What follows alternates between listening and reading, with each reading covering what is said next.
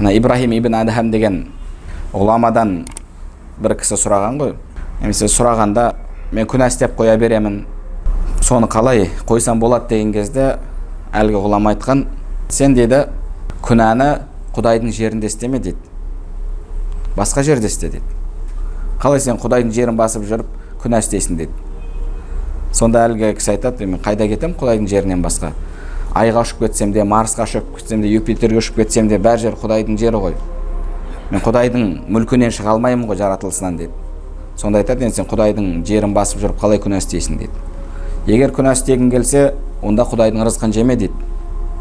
Әлгі кісі айтады, енді бәрі Құдайдың рызқы ғой, қалай мен жемей жүре аламын дейді. Сонда айтады, сен Құдайдың жерін басып жүрсің, Құдайдың рызқын жеп жүрсің, сөйте тұра ұялмастан күнә істейсің бе дейді. Күнә істегің келсе, онда Құдай көрмейтін жерге бар дейді. Айтады, жоқ қой ондай жер, бәр жерде Алла тағала көріп тұр дейді. Сен Құдайдың жерінде жүрсің, Құдайдың рызқын жеп жүрсің, Құдайдың көріп тұрғанын көріп тұрсың, біліп тұрсың, солай бола тұра күнә жасайсың ба дейді.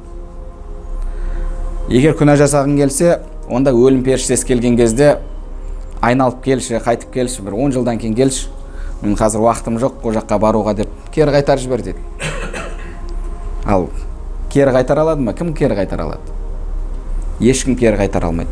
Әлі кісі айтады, қалай ол мен қолымнан келмеді, ол Құдайдың жазып қойған ғұмыры, белгілеген уақыты бар ғой дейді.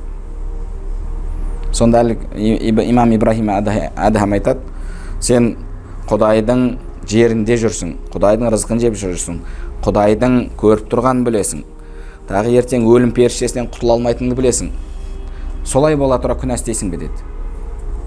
Одан кейін ары қарай айтады, егер дейді күнә істегің келсе, онда ертең енді періште жаныңды алып кетті ғой, тозақ періштелері сен тозаққа алып кетейін деп жатса, бармай ғой дейді.